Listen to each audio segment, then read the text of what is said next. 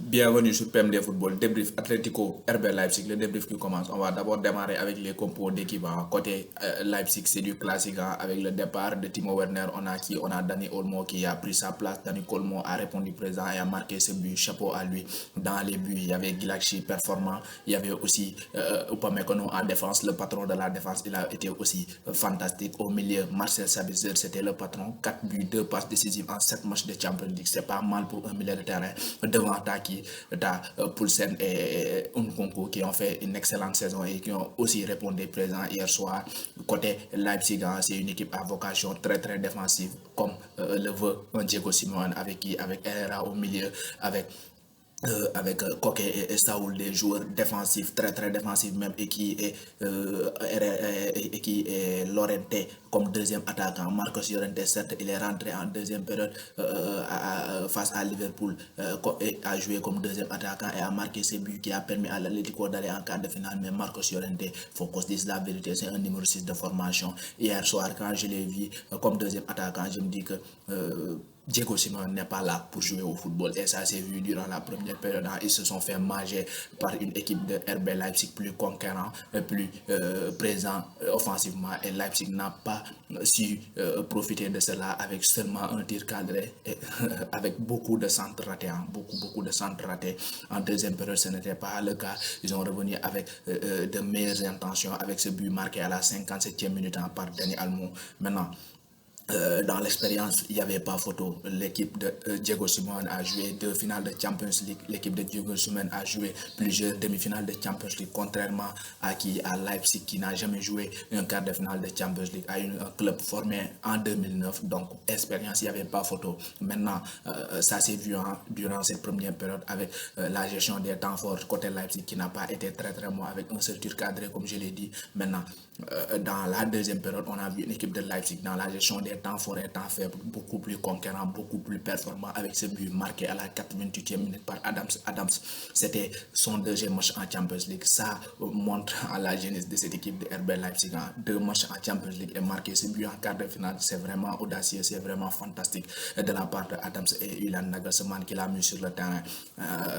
Côté Atlético Madrid, on a vu cette entrée de João Félix qui a aidé, qui a donné un nouveau souffle à l'Atlético Madrid. Il a provoqué ce penalty, il l'a marqué dans son stade, dans le stade où on l'a vu éclore, le Stadio Dalus du Benfica. Donc chapeau aussi à lui. Maintenant, après, on s'est dit qu'on va peut-être assister au même scénario qu'hier soir avec l'Atlanta et le Paris Saint-Germain. On va assister à une remontada, mais c'était sans compter sur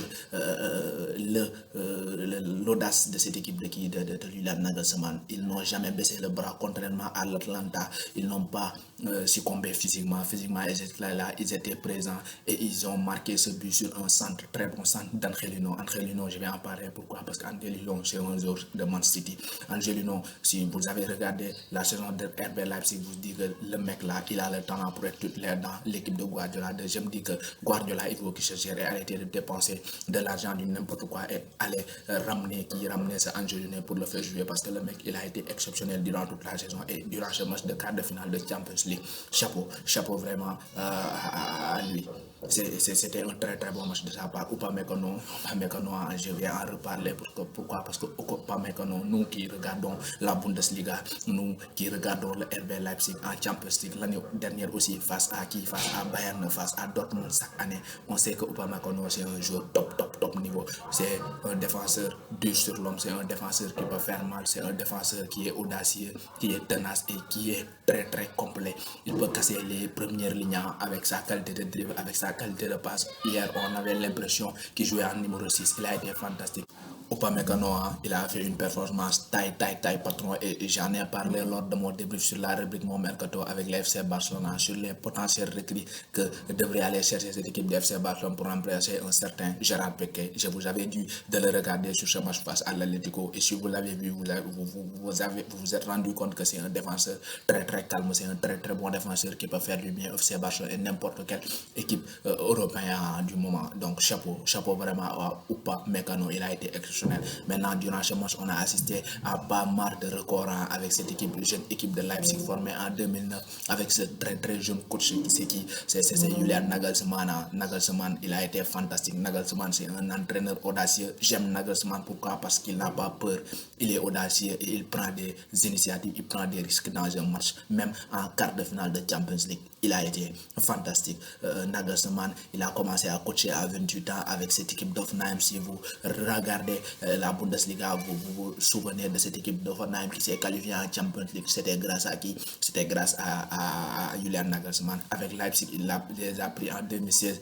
Il a été second en Bundesliga. Et là, il fait quoi? Il part en demi-finale de Champions League. C'est le plus jeune coach de l'histoire du football à atteindre ce stade. Donc, chapeau à lui. Leipzig, c'est le plus jeune club de l'histoire du football à atteindre ce stade de la compétition. Donc, vraiment, chapeau à lui face à un Diego Simeone qui n'a jamais été éliminé par une équipe allemande. Ils ont battu le Bayern, ils ont éliminé aussi le Bayer Leverkusen en phase finale. Là, Leipzig n'a pas a su déjouer le piège de qui? Le piège de Diego Simeone. Diego Simeone n'a jamais été éliminé en phase finale par une équipe qui n'avait pas Cristiano da Serra, mais dans cette équipe il y avait qui? Il y avait Julian Nagelsmann et il a été fantastique. En demi-finale, ils vont rencontrer le Paris Saint-Germain et c'est le maître contre l'élève. Pourquoi maître contre l'élève? Parce que Julian Nagelsmann, à 20 ans, il avait sous ses ordres qui? Il était sous les ordres de qui? Sous les ordres de Thomas Tuchel à Augsbourg. Thomas Tuchel était le coach des moins de 20 ans et Julian Nagelsmann était là. Il était blessé, il n'a pas pu continuer sa carrière, il a arrêté sa carrière. Et son premier rôle de coaching, il l'a eu grâce à qui? Grâce à Thomas Tuchel, en étant celui qui regardait, analysait le match des équipes adverses de l'équipe d'Augsbourg, entraîné par qui? Par un certain Thomas Tuchel. Donc le mec, Thomas Tuchel, c'est son maître. S'il est là dans le milieu de coaching, qu'il a donné la chance en premier, c'est qui? C'est Thomas Tuchel. Maintenant, ça va être une autre histoire parce que le mec, il est ambitieux. Certes, l'équipe de Thomas Tuchel est plus forte. L'équipe de Thomas Tuchel, on le sait, offensivement, c'est du très très haut niveau avec les retours de Di Maria, Mbappé titulaire. Ça va être difficile pour RB Leipzig, mais comme je l'ai dit, Julian Nagelsmann, il n'a pas peur, il est audacieux et il va aller jouer du bon football face au Paris Saint-Germain. Maintenant, ça va être une demi-finale entre une équipe qui n'est plus qualifiée en demi-finale de Champions League depuis combien d'années? Depuis 25 ans, face à une équipe qui, c'est pour la première fois qu'il atteint ce stade. Donc, ça va être quelque chose un match de novices, de jeunes, de deux clubs qui ne sont pas habitués à atteindre ce stade. Ça va être chaud, ça va être vraiment un match fantastique à voir. Chapeau à Nagelsmann, chapeau à Sabitzer, chapeau à Olmo, chapeau à Upamecano. Ils nous ont fait rêver, ils nous ont produit un très très bon match de football. On s'est régalé. D'ici là, on continue à liker, on continue à partager, on s'abonne et rendez-vous demain pour le débrief du match du plus grand match de ces quarts de finale là. Le grand Bayern, 5 Ligue des Champions, le grand Barça, 5 Ligue des Champions vont s'affronter pour une place à demi-finale. Ça va être chaud, ça va être chaud. Messi vs Lewandowski, on se capte demain pour un nouveau débat.